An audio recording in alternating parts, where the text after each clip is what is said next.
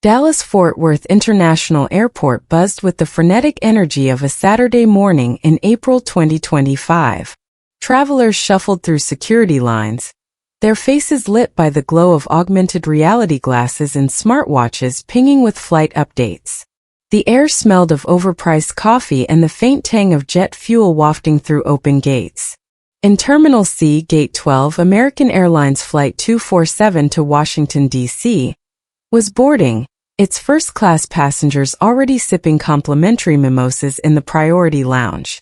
Among them was Laura Hensley, 57, a real estate mogul whose name adorned billboards across Dallas. Her Chanel carry-on rolled smoothly behind her, its gold zipper glinting under fluorescent lights. She was a woman who moved through the world with the assurance of someone who'd always gotten her way: boardrooms, charity galas, country clubs, first-class cabins. This was her domain. Laura's life, though, wasn't as polished as her appearance. Her firm, Hensley Properties, was bleeding clients, 2 major deals lost to competitors in the past month. Her CFO's late-night emails about cost-cutting measures haunted her, and her board seat at the Dallas Arts Foundation was her last tether to the city's elite. Stress had sharpened her edges, made her quicker to judge, slower to listen. She adjusted her silk scarf, a $500 impulse buy from Neiman Marcus, and strode toward the gate, her heels clicking against the polished floor. The boarding call for first class crackled over the intercom, and she flashed her digital ticket at the agent, barely acknowledging the smile she received. This flight was routine Dallas to D.C., a quick trip for a real estate conference, but routine was what Laura craved. Predictability. Control. The first-class cabin of Flight 247 was a cocoon of privilege. Leather seats gleamed under warm overhead lights, and flight attendants moved with practiced grace, offering champagne and heated towels. The hum of corporate chatter filled the air: deals being discussed, stock tips exchanged, the occasional laugh punctuating the hush. Laura glided down the aisle, her carry-on trailing like a loyal shadow. She scanned the cabin, noting familiar types: a gray-haired CEO in a pinstripe suit, a young tech bro in a hoodie worth more than most people's rent, a woman in cashmere flipping through a glossy magazine. This was her world, curated and exclusive. Then she saw him. In seat 2B, beside her assigned 2A, sat a man who didn't fit her script. Malik Carter, 38, was a black man in a tailored navy suit, his posture relaxed yet commanding. His tablet glowed with dense text case notes for a meeting in D.C., though Laura couldn't know that. His fingers paused mid-scroll as if sensing her gaze. His dark eyes, sharp and steady, flicked up briefly, meeting hers for a fraction of a second before returning to his screen. The glow illuminated his face, highlighting the strong angles of his jaw, the faint scar above his left eyebrow a relic from a decade-old undercover op. To anyone else, he was just another professional, indistinguishable from the lawyers and executives around him. To Laura, he was an intrusion. Her steps faltered, her lips pursing in a reflex she barely noticed. She'd flown first class for decades, always surrounded by people who mirrored her: worldwide, wealthy, predictable. Malik's presence, his quiet confidence, his expensive suit jarred her. She set her carry-on in the overhead bin with a deliberate thud, the sound cutting through the cabin's hum. Heads turned curious, fleeting glances from passengers settling in. The CEO in 3A raised an eyebrow, then returned to his Wall Street Journal. The tech bro in 4B smirked, sensing drama. Laura adjusted her scarf, her movements precise, and lowered herself into her seat. The leather creaked under her, and she crossed her legs tightly, angling her body toward the window. She didn't look at Malik, not directly, but her discomfort radiated like heat. Across the aisle, Mia Torres, 22, a Gen Z influencer with 300,000 X-followers, adjusted her phone discreetly. Her manicured nails tapped the screen, opening her streaming app.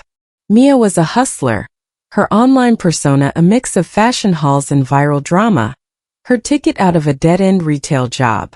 She'd seen this kind of tension before, entitled types itching for a fight, and her instincts screamed content. Laura's pinched expression, the way she'd slammed her bag, was gold. Mia angled her phone, pretending to scroll, the lens capturing Laura and Malik in crisp 4K.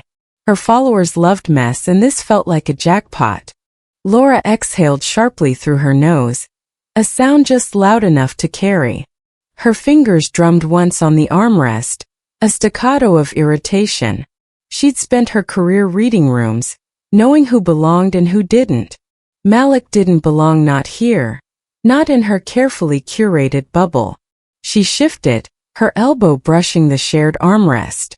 Malik didn't react, his focus unbroken. That only made it worse. Her mind churned, replaying the past month's failures, clients bailing, her CFO's grim forecasts, the whispers at her last gala about Hensley's decline. She wasn't just a passenger. She was a woman under siege, and Malik's presence felt like one more affront. 2 rows ahead, David, a 50-year-old divorce lawyer with a Bluetooth earpiece, lowered his newspaper. He'd seen Laura's type before, rich, entitled, quick to weaponize discomfort. He leaned toward his neighbor, a retired librarian named Ellen, whispering, $10 says she calls the flight attendant. Ellen, 62, in a cashmere sweater, clutched her magazine tighter. She's already making a scene, she murmured, her voice tinged with disapproval. Their exchange was quiet, but it set the tone. Passengers were watching, judging, waiting. Laura leaned slightly toward Malik, her voice low but laced with artificial sweetness. "Excuse me," she said, each word clipped. "Are you sure this is your seat? First class is, well, quite exclusive." The word exclusive hung in the air, heavy with implication. The cabin seemed to hold its breath. David snorted, muttering, "Here we go." Ellen gasped softly, her hand flying to her pearls. Mia's stream went live, her caption flashing, "Karen alert in first class. Stay tuned." The view count ticked upward, 1000, 2000, 3000, her followers smelling blood. Malik paused, his fingers hovering over his tablet. He'd felt Laura's stare from the moment she boarded, the same stare he'd endured countless times on trains, in boardrooms, at grocery stores. As an FBI agent, he'd trained to read people, to spot bias before it became action. Laura's was textbook. The pursed lips, the angled body, the coded language. He turned his head slowly, meeting her gaze. His expression was unreadable, but his eyes held a glint, amusement, defiance, or both. "I'm sure," he said, his voice deep, calm, final. He returned to his screen, dismissing her without another word. Laura's face tightened, a flush creeping up her neck. She wasn't used to being brushed off, certainly not by someone like him. Her fingers curled around her purse, knuckles whitening. She glanced around, searching for an ally, someone to validate her unease. David smirked, shaking his head. Ellen looked away, embarrassed for her. The tech bro, now openly watching, chuckled under his breath. Mia's stream hit 5,000 viewers, comments flooding in. "She's big mad. Dude's unbothered AF. This is gonna explode." Laura's mind raced. She'd built her empire on control over deals, over people, over perceptions.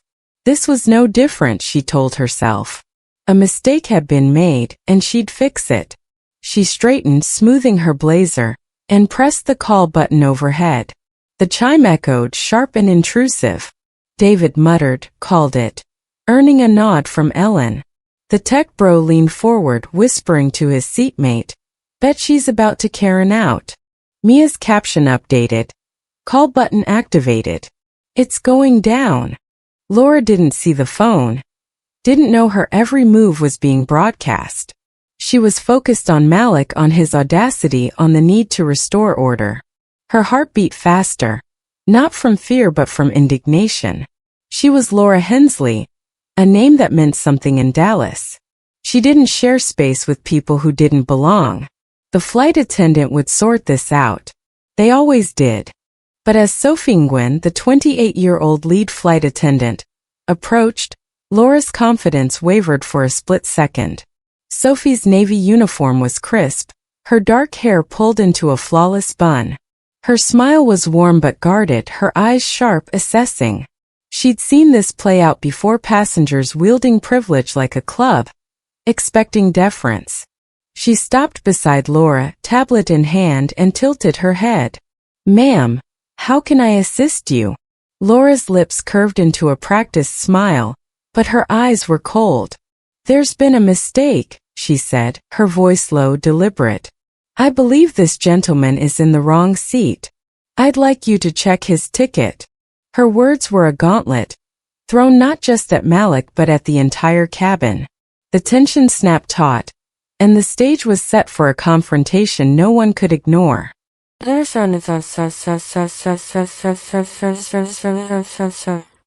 cabin's hum faded, replaced by a charged silence. Ellen shifted uncomfortably, her magazine forgotten. "This is awful," she whispered to David, who nodded, his smirk fading. "She's digging her own grave," he replied, his voice low.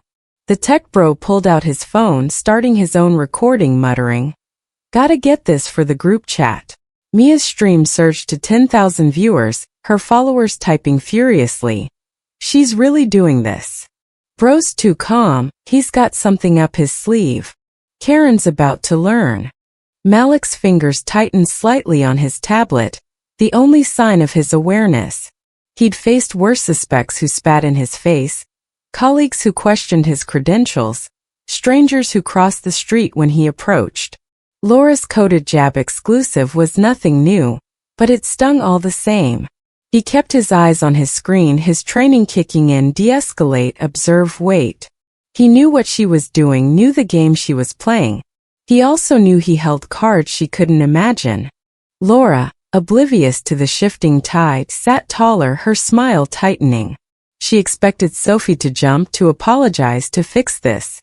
She dealt with flight attendants before, young, eager to please, quick to accommodate. But Sophie's pause, the way her eyes flicked to Malik, unsettled her.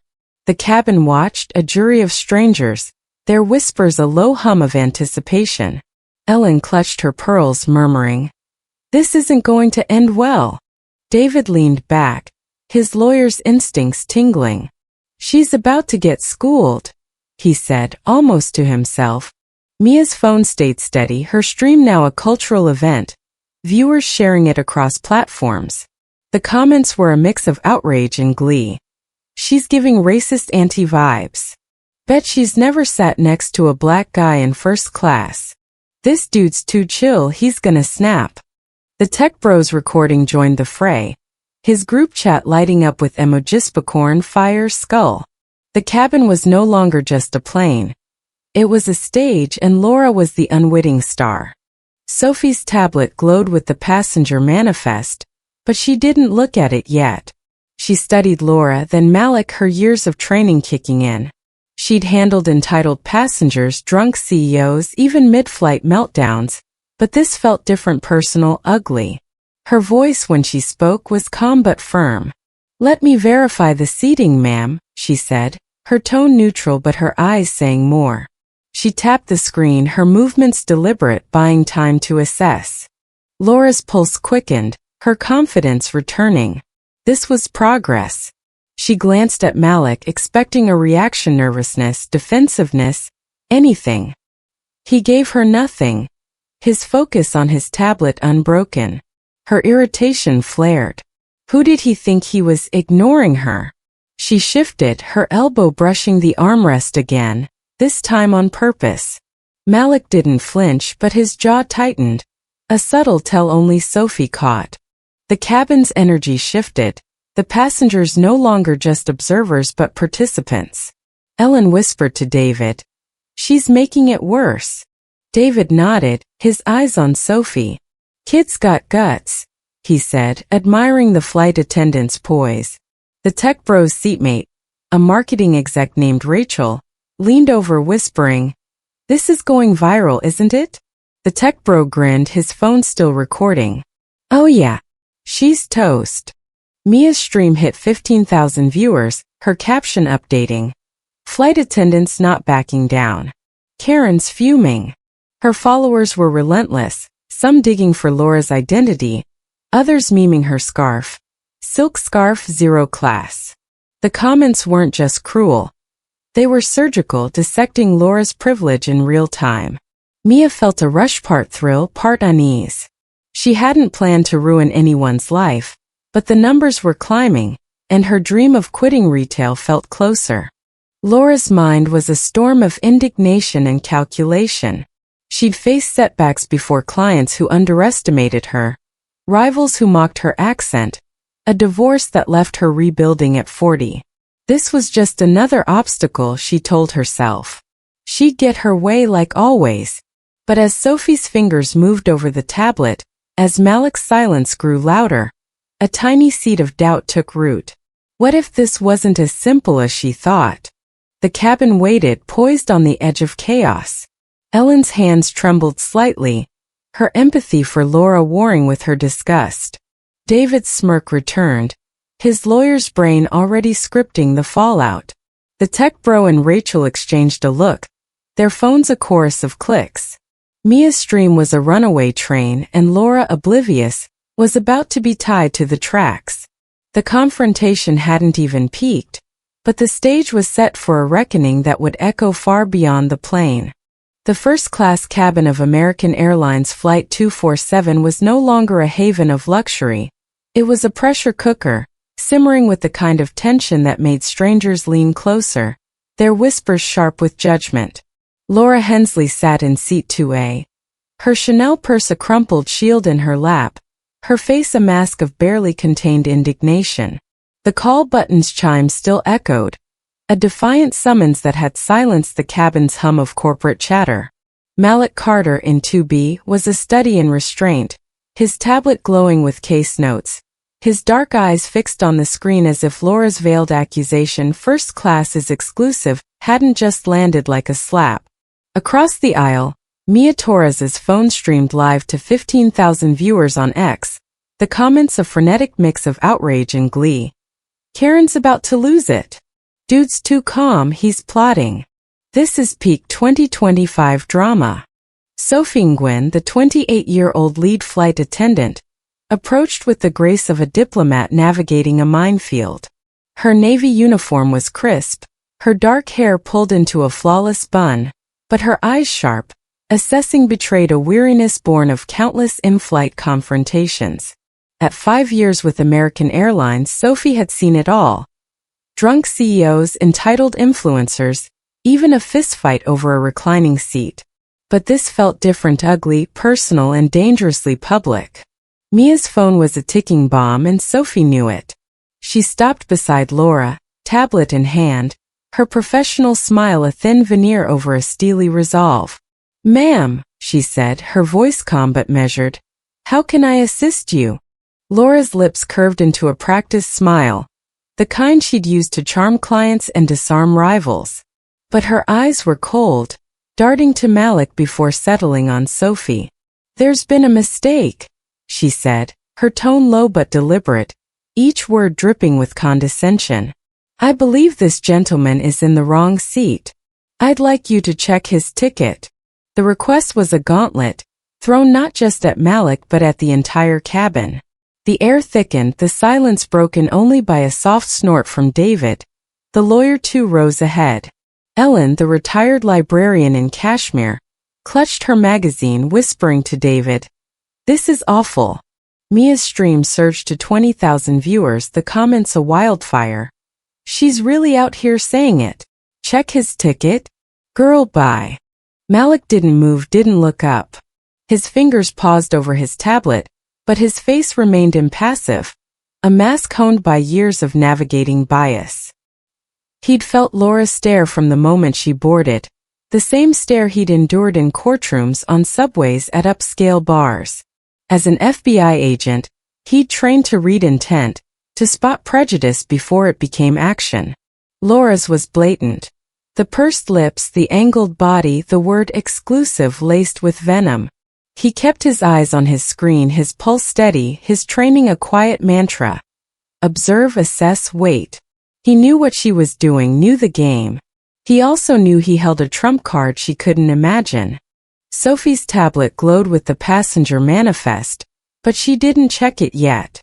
She studied Laura, then Malik, her instincts screaming trouble. She dealt with passengers like Laura before, wealthy, entitled, quick to wield discomfort like a weapon. But Laura's tone, her implication, was a step too far. Sophie's smile didn't waver, but her eyes hardened. "Let me verify the seating," she said, tapping the screen with deliberate precision. The manifest loaded instantly. Carter, Malik 2B. Hensley, Laura 2A. Confirmed. She glanced at Malik, noting his calm, then back at Laura. "Mr. Carter is in his assigned seat, ma'am. Your seat 2A is also correct." Laura's smile faltered, a crack in her polished facade. She leaned closer, her voice dropping to a conspiratorial whisper, as if Sophie were her ally. "I'm not sure you understand," she said, her words slow, deliberate. "I don't feel safe sitting here." The word safe was a grenade, its coded meaning unmistakable. She tilted her head toward Malik, her eyes narrowing, implying everything she didn't dare say aloud. The cabin reacted instantly. David snorted, muttering, "Unbelievable." Ellen gasped, her hand flying to her pearls.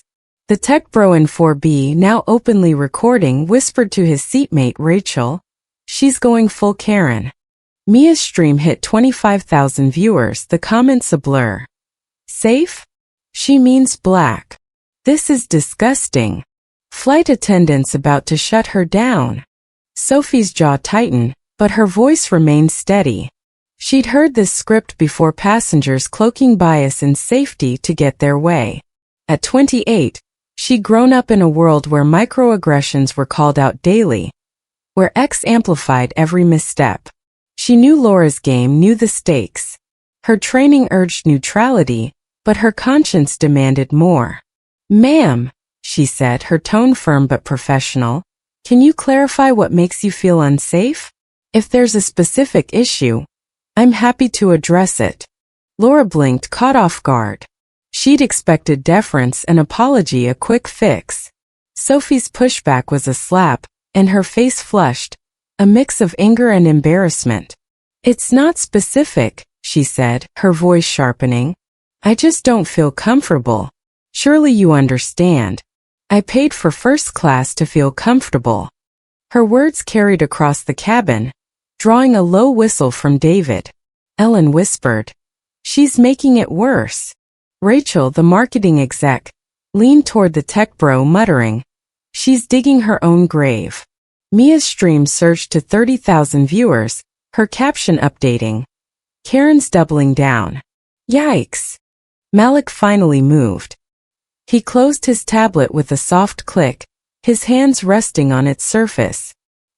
He turned his head, locking eyes with Laura for the first time. His gaze was steady, unyielding, but he said nothing. The silence was louder than any argument, a challenge that made Laura's pulse quicken. She shifted, her discomfort now palpable, but she pressed on. "I'd like a seat change," she said to Sophie, her voice tight. "There must be something available." Sophie tapped her tablet again, her movements deliberate. She knew the flight was full, first class always was on this route, but she checked anyway, buying time to defuse. The manifest confirmed it. No open seats in first class, 2 in economy. She glanced at Malik, noting his restraint, then back at Laura. "I'm sorry, ma'am," she said, her tone neutral but firm. "First class is fully booked. There are a couple of seats in economy, if you'd like me to arrange that." Laura's face flushed crimson, the suggestion of economy hitting like a personal insult. "Economy?" she hissed, her voice low but venomous. "Do you know who I am? I've flown first class for 30 years. I don't sit in economy." Her words echoed, drawing a chuckle from David. "Oh, she's cooked," he muttered to Ellen, who nodded, her face a mix of pity and disgust. The tech bro grinned, his phone still recording, whispering to Rachel, "This is going viral." Mia's stream hit 35,000 viewers. The comments a firestorm. Economy shade is savage. She said who she is? LMAO. Flight attendant's a queen. Sophie didn't flinch. I understand, ma'am, she said, her voice steady. If you prefer to stay in your assigned seat, I'll ensure everything proceeds smoothly. Let me know if you need anything else. She gave Malik a quick nod, a subtle gesture of respect before stepping away. The cabin buzzed, the tension coiling tighter. Laura sat back, her breath shallow, her mind racing. She wasn't done, not by a long shot. She'd been dismissed, humiliated, and that was unacceptable. Laura's thoughts were a storm of outrage and calculation. She'd built her career on bending situations to her will, clients, rivals, even her ex-husband during their bitter divorce. This was no different, she told herself. Sophie was young, inexperienced, surely out of her depth. Laura just needed to push harder to make them see. Her fingers twitched, itching to press the call button again, but a flicker of doubt crept in. The cabin's eyes were on her. David's smirk, Ellen's disapproval, the tech bro's phone. She pushed the doubt down, her pride a roaring fire. She was Laura Hensley and she didn't lose. Malik, meanwhile, was a fortress of calm, his silence a tactic honed over years in law enforcement. He'd faced worse suspects who cursed him out, colleagues who questioned his promotions, strangers who clutched their bags when he passed. Laura's safe was a dagger, but he'd been cut before. His training kept him grounded. Don't react, don't escalate, wait. He reopened his tablet, his fingers resuming their work, but his mind was sharp, cataloging every detail: Laura's tone, Sophie's response, the cabin's reactions. He knew this wasn't over, knew Laura's type didn't back down. He also knew he was ready. Mia's stream was a cultural juggernaut. Now at 40,000 viewers, her followers a mix of righteous fury and cruel delight. Comments poured in. She's gonna cry when she sees this. FBI vibes from this guy, watch. Karen's about to be unemployed. Mia felt a rush, her dream of influencer stardom within reach. But a twinge of unease crept in Laura's face, pale and tense, was human, not just content. She pushed the thought away, typing a new caption. Flight attendants not playing. Karen's fuming. Her followers ate it up, sharing the stream across X, TikTok, even Instagram Reels. The cabin was a microcosm of 2025 America, divided, judgmental, wired. David leaned toward Ellen, whispering, "She's trending by now, guaranteed." Ellen nodded, her empathy fading. "She should have stopped talking," she said, her voice soft but firm. The tech bro and Rachel exchanged a look, their phones a chorus of clicks. "This is better than Netflix," Rachel said, half laughing. The tech bro nodded, his group chat exploding with memes. Laura's scarf, Sophie's clapback, Malik's unbothered vibe. Sophie retreated to the galley, her heart pounding but her face neutral. She'd handled Laura by the book, but the word safe gnawed at her. She'd grown up in Houston, the daughter of Vietnamese immigrants, and knew coded language when she heard it. Her radio crackled, a colleague checking in. "You okay up there?" Sophie exhaled, replying, "For now." She knew Mia's phone was rolling, knew this could blow up. She also knew she'd done her job, and that felt like a small victory. Laura sat rigid, her hands clenched, her mind a battlefield. She'd expected Sophie to cave, to move Malik, to restore her comfort. Instead, she'd been offered economia, humiliation she couldn't stomach. Her thoughts spiraled. Who does she think she is? A flight attendant? I've closed million-dollar deals. But the cabin's eyes, the whispers, the phones, they were closing in. She glanced at Malik, his calm a silent rebuke, and her anger flared. This wasn't over. She'd make them listen.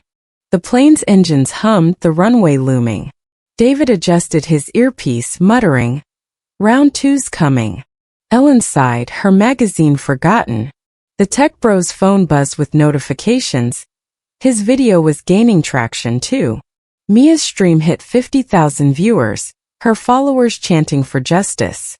The cabin waited, poised for Laura's next move, unaware that she was about to light a fuse no one could extinguish. The first-class cabin of American Airlines Flight 247 was a tinderbox, every whisper and glance a spark waiting to ignite. Laura Hensley in seat 2A was a coiled spring, her face a storm of fury and humiliation after Sophie Nguyen's refusal to move Malik Carter from 2B. The word economy, Sophie's calm, cutting suggestion, had landed like a slap, and Laura's pulse roared in her ears. Her Chanel purse lay crumpled in her lap, her silk scarf a forgotten casualty on the floor. Malik, a fortress of calm, sat with his tablet closed, his dark eyes fixed on Laura with a steady, unyielding gaze that made her skin prickle. Across the aisle, Mia Torres's live stream surged to 50,000 viewers on X, the comments a chaotic symphony. Karen's about to explode. FBI vibes from this guy, bet he's got a badge. This is the drama we live for. Laura's breath came in short, sharp bursts, her mind a battlefield of indignation and desperation. She wasn't just a passenger. She was Laura Hensley, a Dallas real estate titan who'd closed million-dollar deals and stared down rivals without blinking. Sophie's dismissal, Malik's silence, the cabin's whispers, they were an affront to everything she'd built.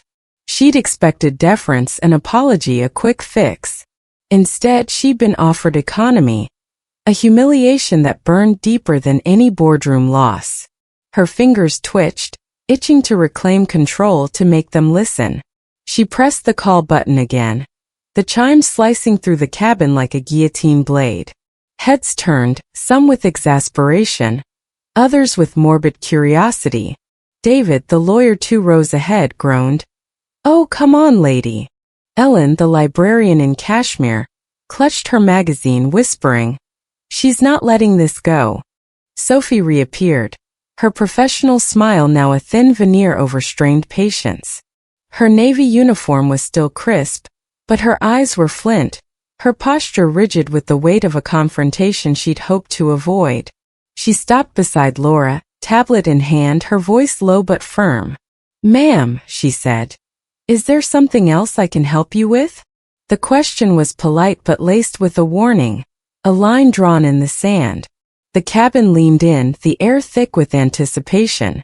Mia's stream hit 60,000 viewers, her caption flashing, "Round 2.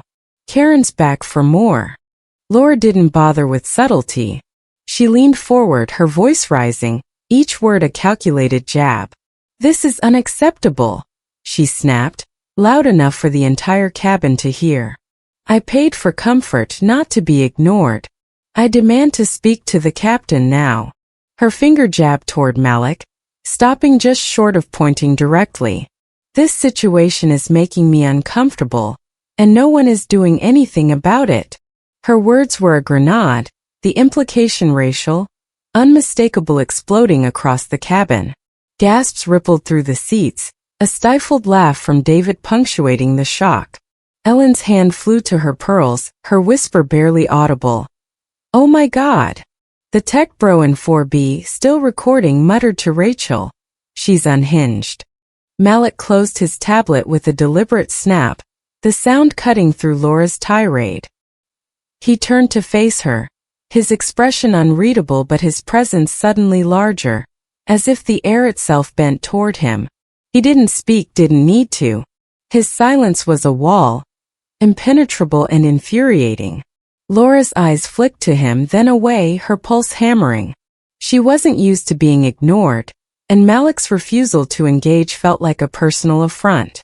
Her mind raced, replaying the past month's failures, clients bailing, her CFO's grim emails, the whispers at her last gala about Hensley's decline. This wasn't just about a seat. It was about her place in the world, and she'd be damned if she let it slip. Sophie's jaw tightened, but her voice remained steady.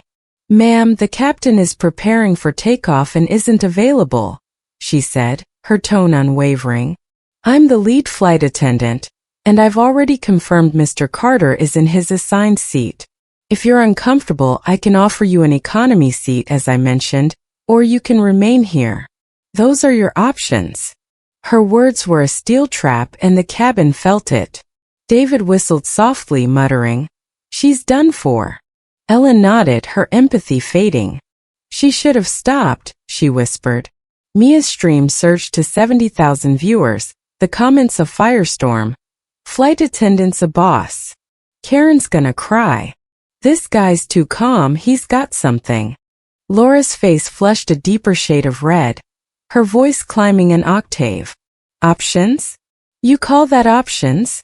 she hissed, standing now, her 5 feet 6 inches frame trembling with indignation. Her scarf slipped to the floor unnoticed. "I'm a paying customer. I have rights." She pointed at Malik, her hand shaking, her voice a near shout. "I don't feel safe. Why is that so hard for you to understand? He shouldn't be here." The cabin froze, the word safe. A dagger plunged into the heart of the moment. David let out a barked laugh, muttering, "She went there." The tech bro's phone trembled, his group chat exploding with emojiscal, fire, popcorn. Rachel whispered, "This is going viral like now." The passengers were no longer just observers. They were a jury, their reactions a mosaic of 2025 America. Ellen, her face pale, whispered to David, "This is disgusting." David nodded, his lawyer's instincts tingling. "She's begging for a lawsuit," he said, his voice low but gleeful. The tech bro, whose name was Ethan, leaned toward Rachel, a marketing exec with a knack for trends. "Check X," he said, showing her Mia's stream, now at 80,000 viewers. Rachel's eyes widened. "She's trending already," she said, pulling out her own phone to share the video. A man in a hoodie 3 rows back, Greg, a pharmaceutical rep, spoke up, his voice calm but cutting. "Lady, you're the only one making anyone unsafe. Sit down." His wife, Karen, at that Karen squeezed his hand, whispering, "Don't get involved." But Greg's words sparked murmurs of agreement, a low hum of dissent rippling through the cabin. Sophie stepped closer, her voice dropping to a steely calm.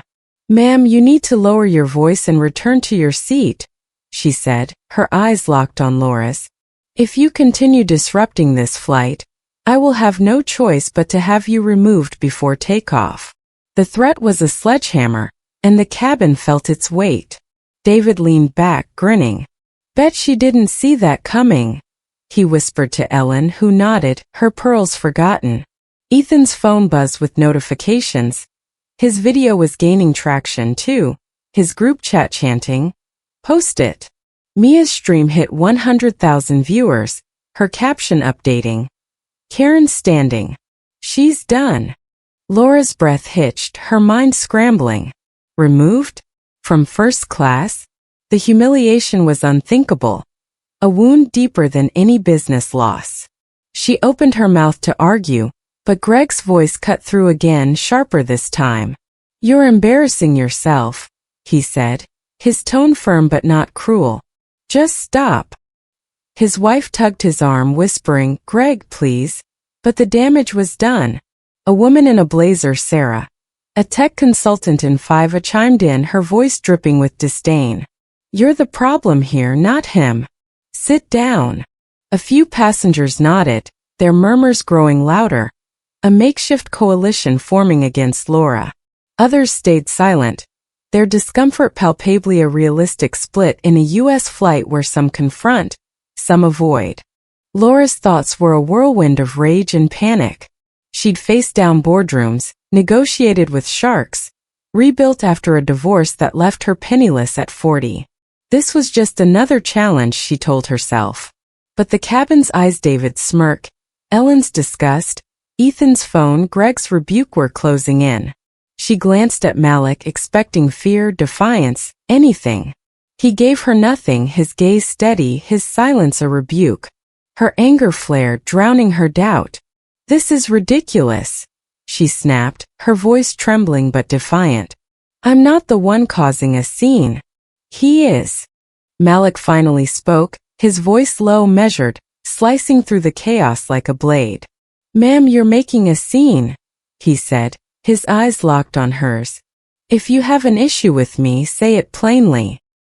His words weren't loud, but they carried the weight of authority, the kind honed in interrogations and courtrooms.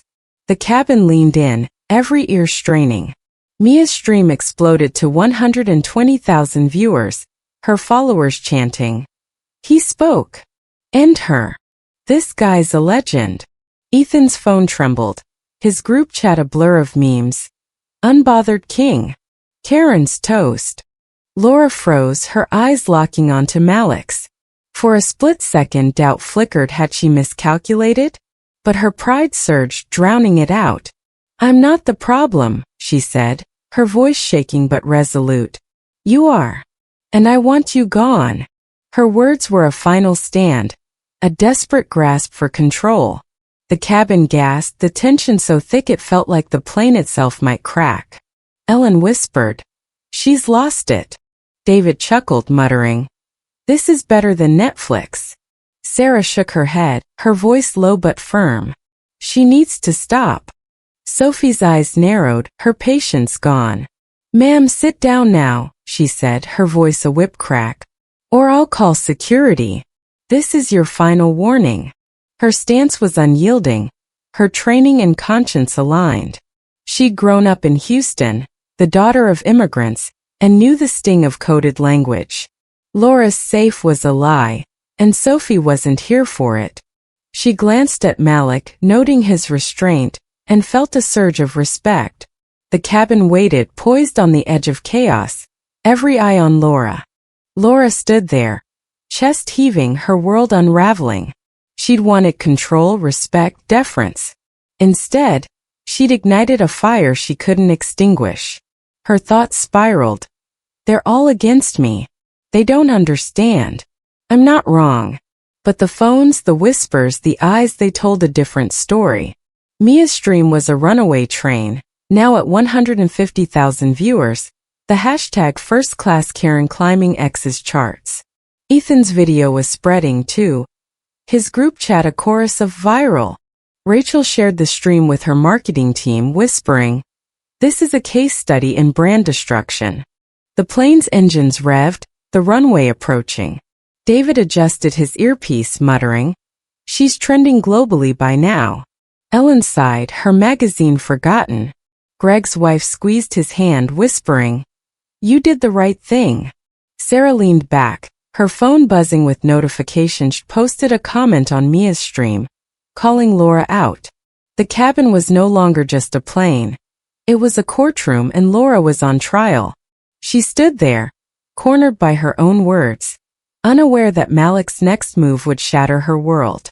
The first-class cabin of American Airlines Flight 247 was a powder keg, the air crackling with the weight of Laura Hensley's defiance. Standing in seat 2A, her trembling finger pointed at Malik Carter in 2B. Laura had just hurled her final demand. "I want you gone," a raw, unfiltered accusation that stripped away any pretense of civility. Her face was flushed, her silk scarf a crumpled relic on the floor, her Chanel purse forgotten in her lap. The word safe, weaponized and dripping with racial undertones, hung like a storm cloud, electrifying the cabin. Malik sat motionless, his tablet closed, his dark eyes locked on Laura with a calm that was both a shield and a challenge. Sophie Nguyen, the lead flight attendant, stood firm, her ultimatum: sit down or face security, a line drawn in steel. Across the aisle, Mia Torres's live stream roared to 150,000 viewers on X, the hashtag #FirstClassKaren Karen trending globally. The comments a frenetic chorus. "She's done. This guy's about to end her. 2025's wildest flight yet." Laura's chest heaved, her mind a whirlwind of rage and desperation. She was Laura Hensley, a Dallas real estate titan who'd faced down tycoons and rebuilt after a brutal divorce. This cabin, this moment, was just another boardroom, she told herself. But the eyes, David's smirk, Ellen's disgust, Greg's rebuke, Sarah's disdain were closing in, a jury of strangers rendering judgment. Sophie's threat to remove her was a gut punch, a humiliation deeper than any business loss. She opened her mouth, ready to argue, to reclaim the narrative, but the cabin's silence was suffocating. every breath a countdown to her next mistake. Mia's phone, steady as a sniper's scope, captured her every flinch, her stream now at 160,000 viewers, the comments a digital guillotine. Karen's about to crash. Bet she's never been told no before. Who is this guy? Sophie repeated, her voice a whip crack. Ma'am, I need you to sit down now. Her eyes were flint, her stance unyielding. A 28-year-old Houston native who'd grown up dodging microaggressions and knew Laura's safe, for the lie it was. She glanced at Malik, noting his restraint, and felt a surge of respect. The cabin leaned in, the tension so thick it felt like the plane might split apart. David, the lawyer, leaned back, whispering to Ellen. She's got 10 seconds before security's called. Ellen nodded, her pearls forgotten, murmuring, she's lost it. Ethan, the tech bro, held his phone steady, his group chat a blur of memes. Karen versus unbothered King. Rachel, the marketing exec, shared Mia's stream with her team, whispering, this is a PR nightmare unfolding. Laura's hands trembled, her face a battlefield of pride and fear. She was cornered, her demand for Malik's removal a bridge she'd burned in front of a live audience. Her thoughts spiraled. They're all against me. They don't understand. I'm not wrong. But the phones, the whispers, the eyes, they told a different story. She glanced at Malik, expecting defiance, nervousness, anything to justify her anger. He gave her nothing, his gaze steady, his silence a rebuke. Her pulse roared, her pride screaming to fight, to win. She opened her mouth, her voice a hoarse croak. This is... But Malik moved. His motion was deliberate, almost leisurely, as if he'd choreographed this moment in 1,000 debriefs. His right hand reached into his navy suit jacket, fingers brushing the fabric with the ease of routine. The cabin froze, breaths held, as he pulled out a slim leather case. With a flick of his wrist, he flipped it open, and a gold FBI badge gleamed under the overhead lights, its emblem unmistakable, its authority absolute. The word FBI was etched in bold relief, a sledgehammer that shattered the cabin's tension and rebuilt it in an instant. A collective gasp ripped through the seats. David barked a laugh, slapping his knee. Oh, this is rich. Ellen's hand flew to her mouth, whispering, oh my God. Ethan's phone trembled, his group chat exploding. FBI. She's toast. Rachel gasped, muttering, no way.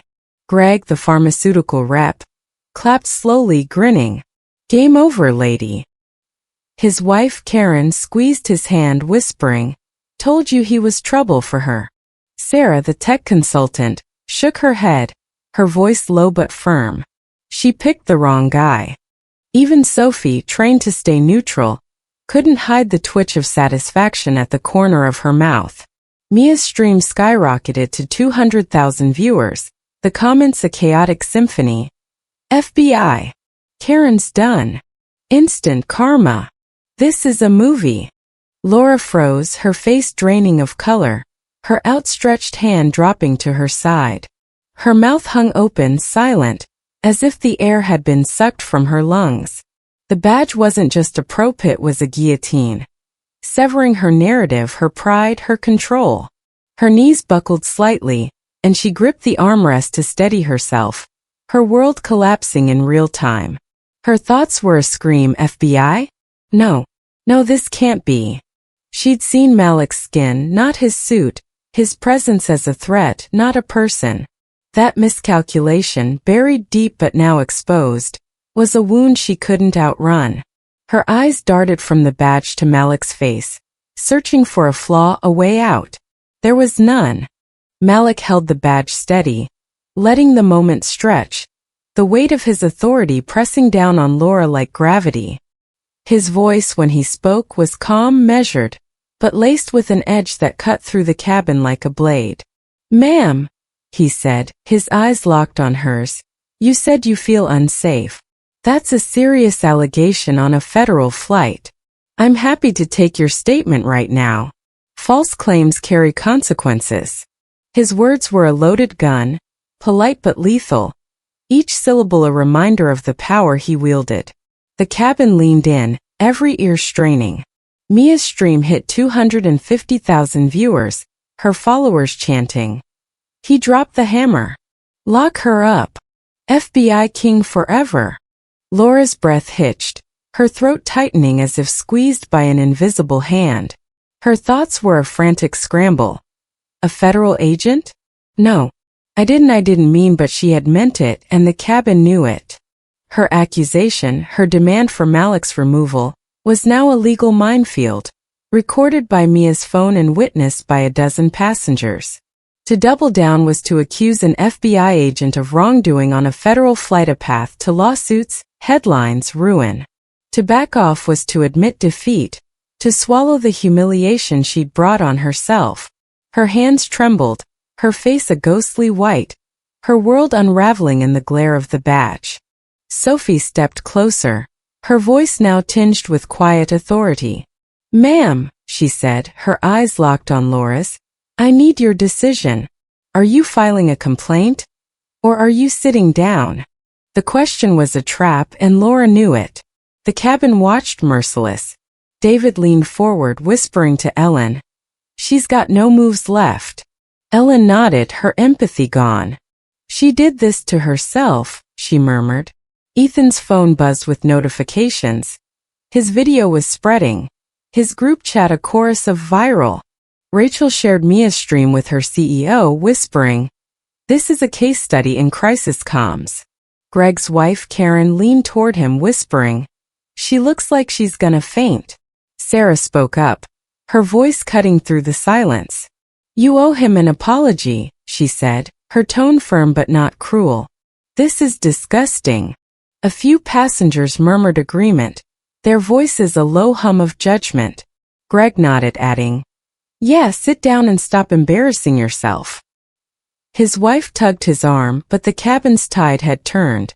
Even the silent passengers who'd avoided the fray shifted uncomfortably, their neutrality crumbling under the weight of Malik's badge. Mia's stream was a cultural juggernaut. Now at 300,000 viewers, the comments a relentless tide. "She's crumbling. FBI guy is a legend. This is why you don't mess with people." Laura's hands shook, her face a battlefield of rage and fear. She opened her mouth, her voice a strangled croak. I didn't mean." The words died, inadequate against the weight of Malik's authority. She sank into her seat, her body collapsing under the cabin's scrutiny. Her scarf lay crumpled on the floor, her purse a forgotten prop. She stared straight ahead, her pulse roaring, as if she could will herself invisible. Her thoughts were a scream. This isn't happening. This isn't me. But it was her, and the cabin, the world knew it. Malik closed his badge with a soft snap and tucked it back into his jacket. He reopened his tablet, his fingers resuming their work as if the last 10 minutes hadn't happened. His calm was a rebuke, a reminder that he'd face worse than Laura Hensley and come out untouched. His thoughts were steady, disciplined. She's not worth my energy. Focus on the mission. He dealt with bias before, suspects, colleagues, strangers, and knew the playbook. His restraint, honed in FBI training, was his strength, and he wielded it like a blade. He glanced at Sophie, a subtle nod of acknowledgement, and she returned it, her respect unspoken but clear. Sophie addressed the cabin, her voice calm but commanding. "Ladies and gentlemen, we're preparing for takeoff. Please ensure your seatbelts are fastened." Her words were a reset, a signal to move on, but the cabin's energy hadn't dissipated. David grinned, whispering to Ellen, "Best flight I've ever been on." Ellen shook her head, still stunned. "She'll never live this down," she murmured. Ethan's phone buzzed relentlessly. His video had hit 10,000 views, his group chat chanting, "You're famous." Rachel leaned back, her mind already drafting a blog post.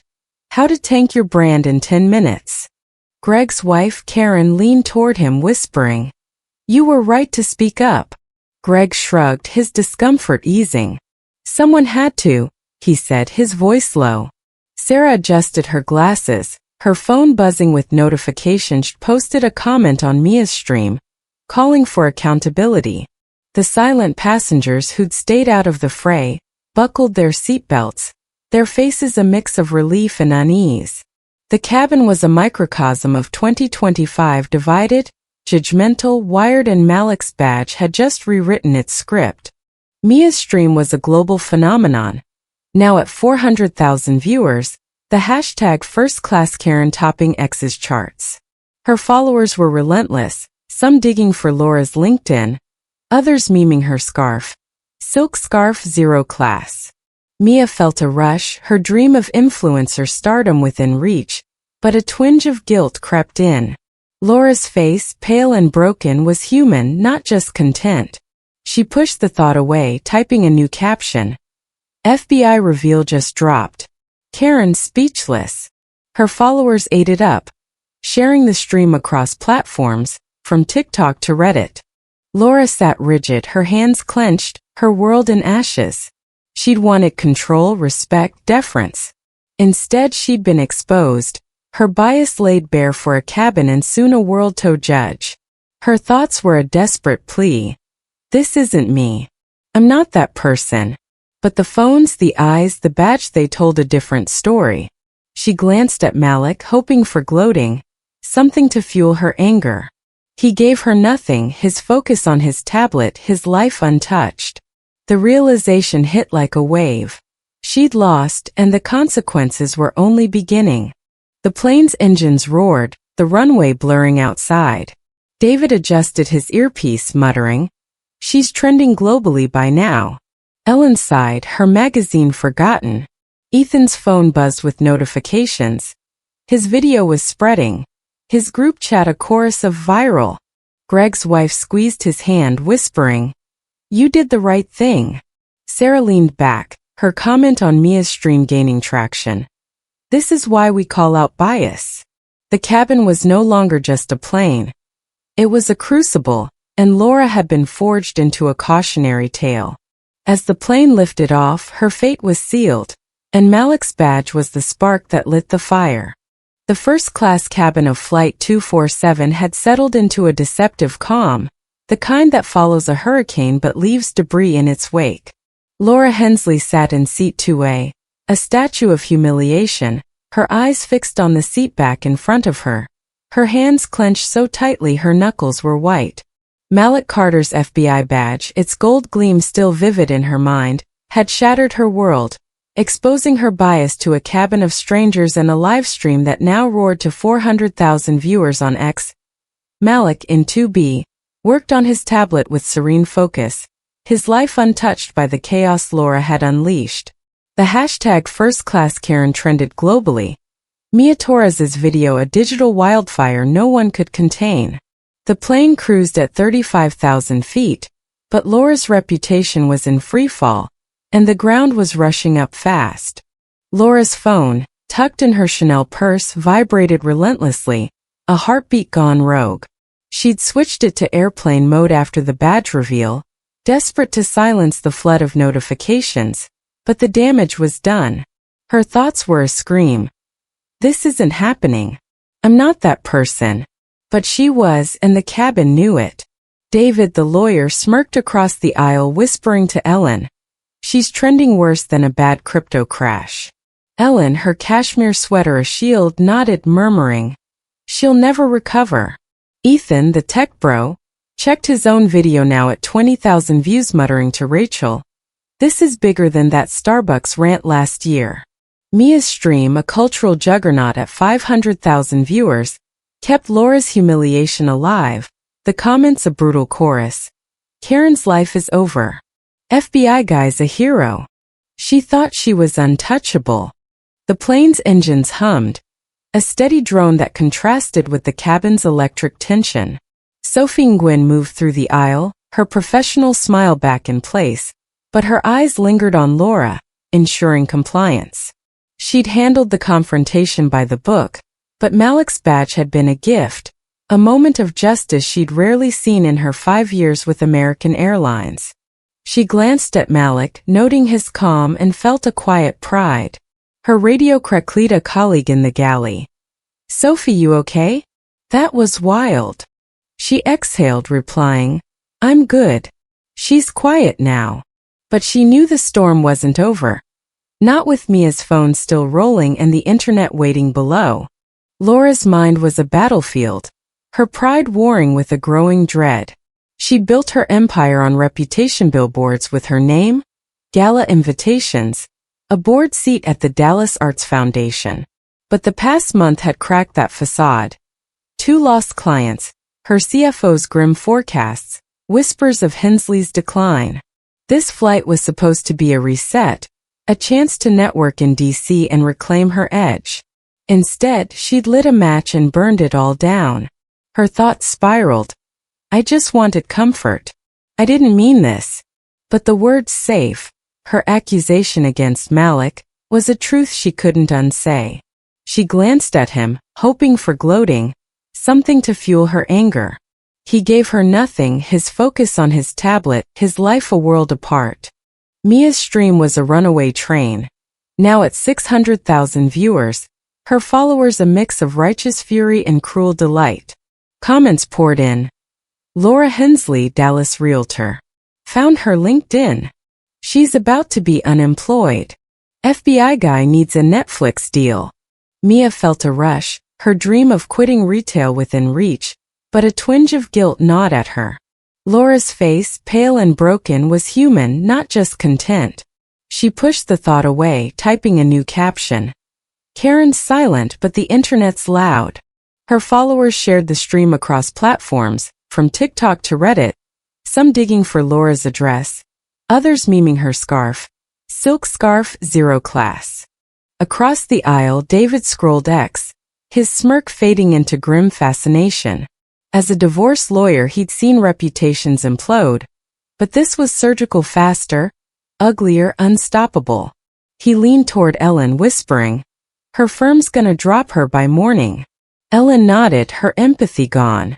She did this to herself, she said, her voice soft but firm. Ethan's phone buzzed relentlessly. His video had hit 30,000 views, his group chat chanting, You're famous. Rachel, ever the marketer, drafted a blog post in her head. How to tank your brand in 10 minutes. Greg, the pharmaceutical rep, leaned toward his wife, Karen, whispering, I almost feel bad. Almost. Karen shook her head, replying, She chose this. Laura's phone, though silent, was a ticking bomb. She knew the notifications waiting when she landed: texts, emails, voicemails, all variations of the same question. Is this you? Her thoughts were a desperate plea. It's not me. I'm not that person. But the cabin's eyes, the phones, the badge, they told a different story. She imagined her daughter, Emily, 25, seeing the video, her face crumpling. Her sister, Ellen, texting in panic. Her CFO, already on edge, drafting a severance plan. The Dallas Arts Foundation, her last bastion of clout, would be the first to cut ties. Her stomach churned, a sob threatening to break free, but she swallowed it, her pride the only thing keeping her upright. The plane cruised toward DC, the pilot's voice crackling over the intercom. Ladies and gentlemen, we're about 2 hours from Washington, D.C. Local time is 4:43 p.m. 2 hours. An eternity. Laura's thoughts spiraled. Maybe it won't spread. Maybe it'll blow over. But deep down she knew better. Mia's stream was at 750,000 viewers, the video shared by influencers, news outlets, even late-night talk show producers. The hashtag #FirstClassKaren was inescapable, spawning memes, threads, even a TikTok sound. Laura's I don't feel safe layered over dramatic music. Internet sleuths had found her LinkedIn, her company bio, a photo from a 2023 gala. Dallas Elite, huh? Not anymore. One comment read with 10,000 likes. Sophie retreated to the galley, her heart still pounding. She'd grown up in Houston, the daughter of Vietnamese immigrants, and knew the sting of coded language. Laura's safe was a lie she'd heard before, and Malik's badge was a moment of justice she'd cherish. Her colleague, a veteran flight attendant named Maria, leaned over whispering, You handled that like a pro. But X is exploding. Sophie nodded, her stomach twisting. She'd seen viral scandals before, passengers shamed, careers ruined, but this felt bigger, uglier. She glanced at Laura, now a ghost of the woman who'd boarded, and felt a flicker of pity, quickly extinguished. She chose this, Sophie thought, echoing the cabin's verdict. Laura's thoughts were a desperate scramble for a plan. Apologize. Too late, too public. Ignore it? The video was everywhere. Her firm, Hensley Properties, was her life's work, but her board would prioritize damage control. She imagined the headlines. Dallas realtor's racist rant goes viral. Her clients, already skittish, would bail. Her daughter, Emily, would be hounded by friends, co-workers, strangers. Her sister, Ellen, would call, her voice trembling. Laura, how could you? The Dallas Arts Foundation would issue a statement by morning, distancing itself from Ms. Hensley's actions. Her world wasn't just crumbling, it was burning. Mia's stream hit 1 million viewers, a milestone that made her heart race. Her followers were relentless, some calling for Laura's arrest, others creating parody accounts at First Class Karen, already at 5,000 followers. But Mia's guilt grew, a quiet voice whispering, "This is a person." She glanced at Laura, whose face was now ghostly pale, and wondered if she'd pushed too far. Her thumb hovered over the end stream button, but the numbers kept climbing. 1.2 million, 1.3 million, and ambition 1. She typed a new caption. Internet's not letting up. Karen's done. Her followers cheered, but Mia felt a pang. Her dream of stardom tainted by the human cost. The cabin was a microcosm of 2025, wired, judgmental, unforgiving. David scrolled X, his lawyer's brain calculating Laura's next steps. A PR firm, a tearful apology, maybe a lawsuit. She's got no chance, he whispered to Ellen, who nodded, her magazine forgotten. Ethan's video was at 50,000 views, his group chat a chorus of "post more."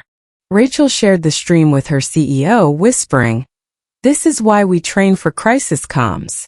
Greg leaned toward his wife, Karen, whispering, "I hope she learned something." Karen shook her head, replying, "People like her don't learn." Laura's thoughts were a desperate plea. This isn't me. But the cabin's eyes, the phones, the badge, they told a different story. She imagined landing at Reagan National Airport, the reporters waiting, the cameras flashing. She'd seen it before: viral scandals, public shamings, lives reduced to hashtags. Now it was her turn. Her stomach churned, her hands shaking as she gripped the armrest. She glanced at Malik, his calm a silent rebuke, and the realization hit like a wave. She'd lost everything, and he hadn't even blinked. The plane descended, the pilot's voice crackling. "We're beginning our descent into Washington, D.C. Please ensure your seatbelts are fastened." Laura's heart sank. Landing meant facing the world below. A world that knew her name, her face, her shame. Mia's stream hit 2 million viewers, the video embedded in news articles, shared by celebrities, dissected on talk shows. The hashtag First Class Karen was inescapable, a digital scarlet letter. Ethan's video was at 100,000 views, his group chat chanting, "You're a legend." Rachel drafted a tweet. "Witnessed a masterclass in karma on a flight today. First Class Karen." Laura sat rigid, her world in ashes. She'd wanted control, respect, deference. Instead, she'd been exposed, her bias laid bare for a cabin and now a world to judge. Her thoughts were a scream. "I'm not that person." But the phones, the eyes, the badge, they told a different story. As the plane touched down, her fate was sealed, and the reporters waiting at Reagan National would ensure her story lived forever. The first-class cabin of Flight 247 was a quiet battlefield. The debris of Laura Hensley's public implosion scattered in the glances and whispers of its passengers. Laura sat in seat 2A, a ghost of the woman who'd boarded, her eyes hollow, her hands clutching the armrests as if they could anchor her to a world that no longer existed. Malik Carter in 2B was a portrait of calm, his tablet open, his fingers tapping case notes for a DC meeting, His FBI badge a silent trump card that had rewritten the cabin's narrative. Mia Torres's livestream, now at 2 million viewers, had turned Laura into first-class Karen. A global cautionary tale. But beneath the viral spectacle, smaller human moments, raw, messy, real, wove the story tighter, grounding it in the fractured reality of 2025 America. Greg, the pharmaceutical rep in 3C, fidgeted in his seat, his earlier outburst, "Sit down, you're embarrassing yourself," still echoing in his mind. At 45, Greg was no activist, just a Chicago dad who hated conflict but couldn't stay silent when Laura pointed at Malik. His wife, Karen, a schoolteacher with a practical streak, leaned toward him whispering, "You did the right thing." Greg shrugged, his discomfort easing but not gone. "I just couldn't watch her keep going," he said, his voice low. Their exchange was quiet but audible, a snapshot of bystander dynamics in 2025, people torn between speaking up and staying safe, all while phones recorded everything. Greg's thoughts drifted to his daughter, 16, who'd grown up calling out bias on TikTok. She'd be proud, he thought, but the cabin's eyes, the phones, made him uneasy. He glanced at Mia's phone, still angled at Laura, and muttered, "This is gonna haunt her forever." Across the aisle, David, the divorce lawyer, adjusted his Bluetooth earpiece, his smirk fading into something more thoughtful. At 50, he'd seen reputations implode, cheating spouses, disgracious, but Laura's fall was different, a public execution in real time. He scrolled X, the video now at 2.5 million views, and leaned toward Ellen, the retired librarian. "She's gonna need a crisis PR team," he said, half joking. Ellen, 62, in her cashmere sweater, shook her head. "No PR can fix this," she said, her voice soft but firm. Their banter, laced with grim fascination, reflected the cabin's mix of schadenfreude and dread, a society hooked on public reckonings. David's thoughts drifted to his own life, divorce cases, tabloid leaks, clients begging for redemption. Laura's done, he thought, but we're all one bad day from this. Laura's mind was a prison, her thoughts a loop of regret and denial. She wasn't just a real estate mogul. She was a woman under siege, her empire fraying long before this flight. Her firm, Hensley Properties, was bleeding, 2 major clients lost. Her CFO pushing layoffs, her board seat at the Dallas Arts Foundation her last shred of clout. The stress had made her brittle, quick to judge, slow to listen. She'd seen Malik's skin before his suit, his presence as a threat before a person. That bias, buried deep but now exposed, was a wound she couldn't outrun. Her thoughts were a plea. "I just wanted comfort. I didn't mean this." But the cabin's eyes, the phones, the badge, they told a different story. She imagined her daughter, Emily, seeing the video, her face crumpling. Her sister, Ellen, calling in panic. Her CFO drafting a severance plan. Her world was gone and she'd lit the match. Malik, meanwhile, was a masterclass in restraint, his silence a tactic honed over 15 years in law enforcement. At 38, he'd faced worse suspects who spat in his face, colleagues who questioned his credentials, strangers who crossed the street when he approached. Laura's safe was a dagger, but he'd been cut before. His training was his shield. Don't react, don't escalate, wait. His thoughts were steady. She's not worth my energy. Focus on the mission. He dealt with bias in every corner of his life, undercover ops, courtroom testimonies, even grocery stores. A memory surfaced. A woman in a Target, clutching her purse when he walked by. He'd let it go then as he did now. His badge was his trump card, but his calm was his power. A discipline rooted in FBI training that made his victory over Laura authentic. Mia, the catalyst, was no villain. At 22, she was a hustler, her ex following her ticket out of a dead-end retail job. Her livestream, now at 3 million views, was gold, but guilt gnawed at her. Laura's face, pale and broken, was human, not just content. She glanced at Laura, wondering if she'd pushed too far. Her followers didn't care, they wanted blood. Their comments a mix of fury and glee. Tank her career. FBI king forever. Mia's thoughts were a tug-of-war. This is my shot. But she's a person. Her thumb hovered over the end stream button. But the numbers kept climbing. 3.5 million. 4 million in ambition 1. She typed a new caption. Internet's not stopping. Karen's done. Her dream of stardom was tainted. A moral grayness that mirrored 2025's viral justice. The cabin was a microcosm of America divided, judgmental, complicit. Sarah, the tech consultant, leaned back, her comment on Mia's stream gaining traction. This is why we call out bias. At 35, she built a career on diversity initiatives, but even she felt uneasy at the pylon. Her thoughts drifted to her own life, microaggressions in boardrooms, colleagues who smiled too brightly. Laura's wrong, she thought, but this feels like a lynching. Greg's wife Karen whispered to him, I hope our kids learn from this. Ethan and Rachel, the tech bro and marketing exec, scrolled X, their phones a chorus of notifications. This is bigger than Coachella drama, Rachel said, half laughing.